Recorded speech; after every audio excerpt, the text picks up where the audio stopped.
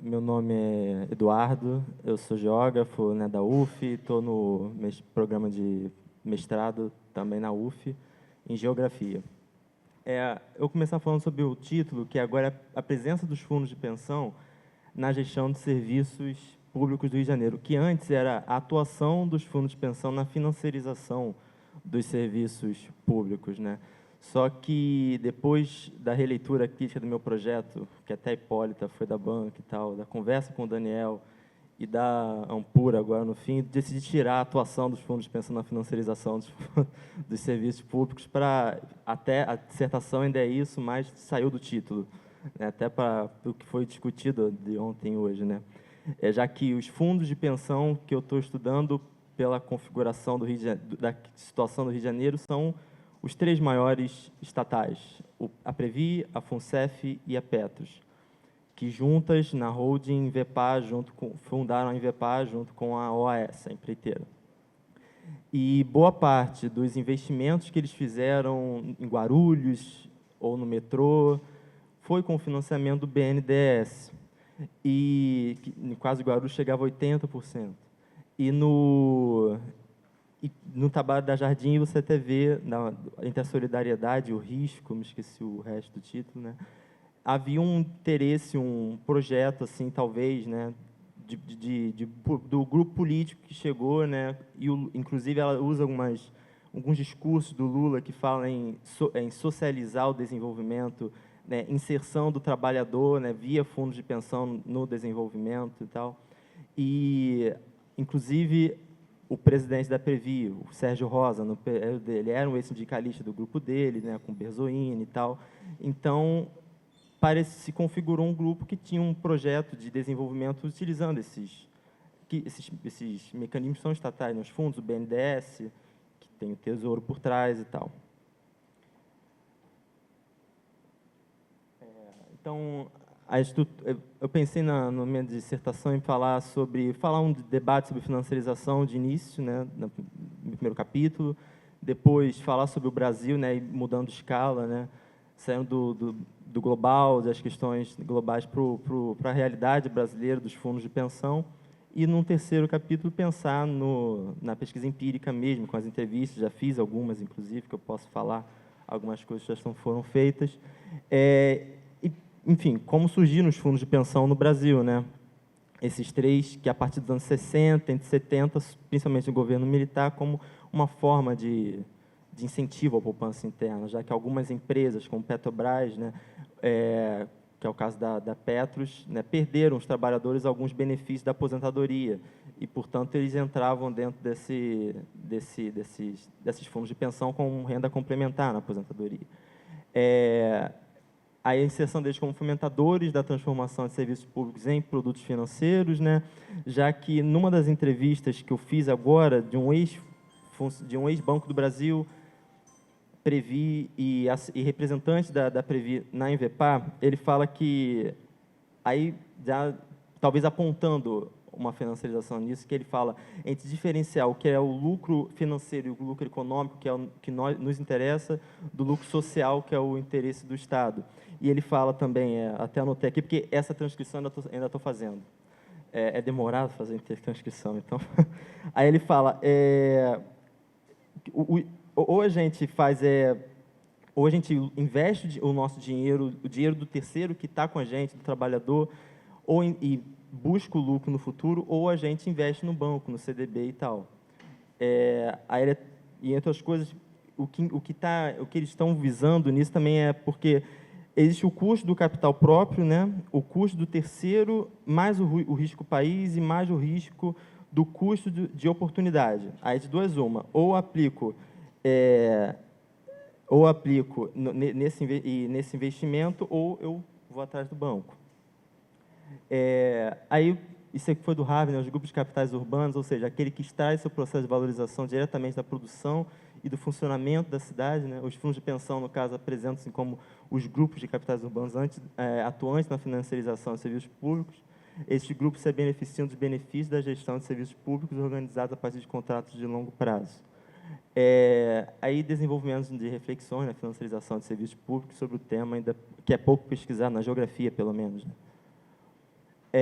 Aí, também já viram com o Daniel aí, né, sobre isso que o Anil fala, né, os serviços de infraestrutura precisam ser comercializados na medida em que geram retornos competitivos para os investidores privados, deslocando assim os resultados não comerciais de infraestrutura. Aí volta naquilo que o entrevistado falou sobre lucro financeiro e lucro econômico, que é o que nos interessa, do lucro social, que seria o interesse do Estado quando ele comercializa, ou então antes, quando ele era o gestor, né? As características do modelo de um item de infraestrutura precisam ser reorganizadas para corresponder às características do modelo de um produto financeiro. Aí, nessa entrevista, ele fala sobre o Guarulhos, né, que você pode, eu posso estar errado aqui, mas em Guarulhos você tem uma área em que você pode investir na construção de hotéis, né, de estacionamentos, de shoppings ao redor de Guarulhos. Mas, no caso do metrô Rio, é uma crítica, porque você só pode botar banners, patrocínios e um café dentro das estações, e não há espaços fora das estações. Se limitaria também o lucro do metrô, né, nessas concessões. E as estações geralmente não são tão grandes, tem uma ou outra que são grandes estações, né? E é uma visão especificamente comercial do controle de risco que deve ser adotada. Então, aí ele até fala no ambiente regulatório, né, nos contratos serem respeitados, uma coisa que ele criticou de Guarulhos, que de início o BNDES se prometia 80% do financiamento, e no meio do caminho isso foi quebrado, não se financiaria mais 80% do que se iria aplicar e tal, na reforma de Guarulhos.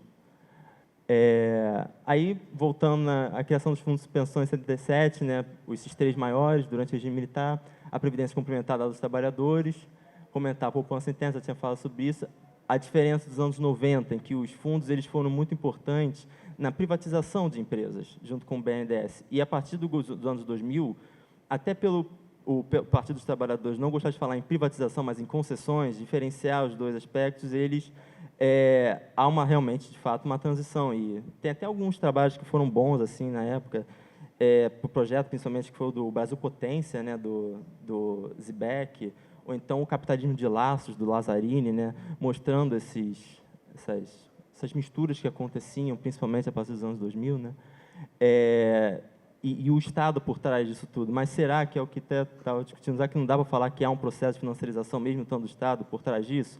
Ele iniciando um processo que daqui a pouco, talvez, os fundos eles comecem a revender, a desfazer partes do que tem. Tanto que a Invepar, no caso, no Rio de Janeiro, deixa eu ver se já é o próximo, ela tem, a Invepar, no caso, os fundos de pensão estão pela Invepar no Rio de Janeiro e administram essas concessões aí, o metrô, a linha amarela, o BRT Transolímpico, a CRT, que é a Rio Teresópolis, e o VLT.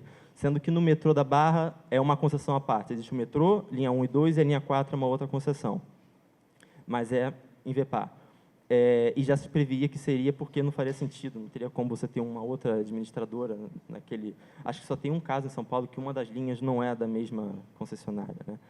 E eu vou focar no metrô e no VLT justamente por causa disso, porque o metrô ele tem 100% com a Invepar. E o VLT ele faz parte de um consórcio em que a CCR é a líder. Então, existem umas diferenças nos interesses entre um e outro e na forma como eles se inserem em um e outro, né? E aí eu já tinha falado sobre como é composta a Invepar, né? As parcerias público-privadas, acho que vai ser importante ler a lei de PPPs, né, que foi recente e tal. A necessidade do poder público de desfazer de serviço é uma coisa que todos os entrevistados falam, né, já que o Estado, o Estado brasileiro, isso na palavra dele, já é endividado e é ineficiente, então seria importante trazer essas novas formas de financiamento e essas novas formas de gestão. No caso, os fundos de pensão, seria interessante para eles e para o Estado, porque eles precisam dessas rendas seguras, prevendo o passivo deles, né? E que é a Previdência Complementar, e o Estado é ineficiente e pobre do Brasil. Então, ele deveria se desfazer disso. Maior poder de decisão das cidades também, né? E tem até um dos textos que me esqueci agora, a autora, né?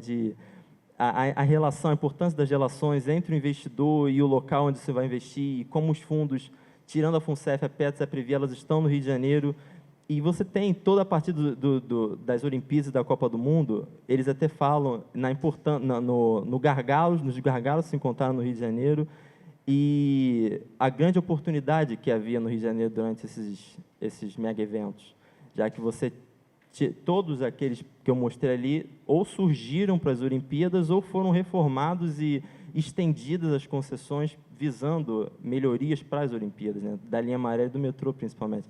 O metrô, inclusive, até 2009, ano que a Olimpíada veio para o Rio, ele era de um grupo com Sorocaba, Citibank e Opportunity, do Daniel Dantas. E foi vendido para a Invepar em 2009, é quando ela entra. E, automaticamente, é renovado por mais 25 anos, até 2038, a concessão do metrô,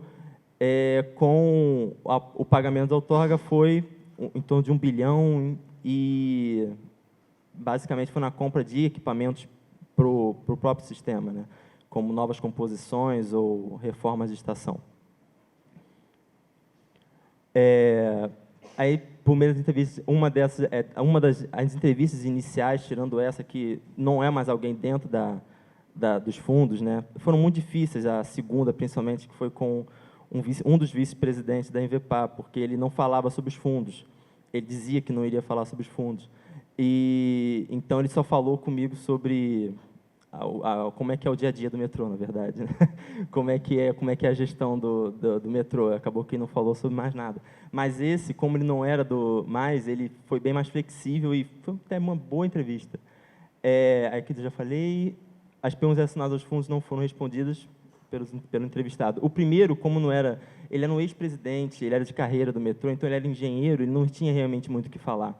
Hoje em dia é conselheiro, mas foi interessante para conhecer como era, por exemplo, esse aspecto do Sorocaba e do Citibank, né? Uma das entrevistas, essa daí também foi sobre a importância essa segunda entrevista. Eu perguntei sobre a importância da Copa da Olimpíada para ele, perguntou para mim o que eu achava disso. Aí eu falei, realmente, para as Olimpíadas houve BRT, VLT surgiram para isso, o metrô foi expandido para isso, então realmente se mostrou interessante. E ele falou, isso aí. Ele não foi muito não era muito interessante conversar com ele. Algumas questões com o tempo de uso das composições foram... como o pagamento da concessão foi com a compra de composições, tem que ver também quanto tempo dura as composições, que já que a concessão se encerra em 2038, talvez o que ele pagou se encerre também em 2038, que no caso são os trens chineses que foram comprados. E como as expansões de serviços cabem ao Estado, boa parte dos discos também pertencem ao Estado. E, inclusive, dificulta para eles também, mas uma das questões foi, se o Estado é quem expande, há uma limitação também, né, do próprio serviço, porque o Estado não tem como aumentar, expandir o metrô, então vocês também não teriam como expandir o alcance do serviço, né? E na visão, o que acontece hoje no metrô é que em algumas, por exemplo, o metrô da Barra está operando 50% do que pode, e o sistema em geral está em torno de 60%, 70%. Então, há capacidade de expansão também do metrô, mesmo com o que já tem hoje. Os eventos esportivos foram uma grande oportunidade para a Invepar, e na preenchimento de gargalos, no terceiro entrevistado também. A Linha 2 da Pavuna e o VLT, a parte que passa atrás da Gamboa são onde tem mais aspectos de violência também, com roubo de trilhos ou apedrejamento, de violência, são o que eles mais enfrentam dificuldades. Inclusive, é onde tem o maior déficit também de uso, por causa do comércio ilegal e da dificuldade que os seguranças têm em operar naquela região ali, por medo dos ambulantes e tal. Aí aqui são a porcentagem que vai estar em cada um, né? O metrô e a linha amarela tem 100%, aí o VLT ela tem quase 25%, né? O lucro que ela teve, a receita, né, em milhões de reais, em 2016, do metrô é de quase 1 bilhão, é só tratar de Guarulhos, na verdade. E o VLT, como 2016, ele foi inaugurado em meados de 2016, então é diferente aquele valor. E o volume de passageiros em 2016 foi 240 milhões no sistema durante o ano. Hoje ele falou que está na casa de 250 milhões, 255. E, bom, eu também, como geógrafo, até peço desculpas pela falta de mapa, mas é que ainda não foram elaborados. Então, eu peguei imagens para facilitar, né, mostrar qual é o BRT Transolímpico, que é o que passa pela Avenida Brasil, né? O VLT, no caso, a parte da Gamboa, seria aquela parte azul ali atrás, superior, né? Esse é o VLT. E essa é a linha do metrô e a expansão da linha 4, que ainda tem o metrô para Gávea, que está hoje alagado, né? Porque a obra não vai sair tão cedo, pelo que se diz, né?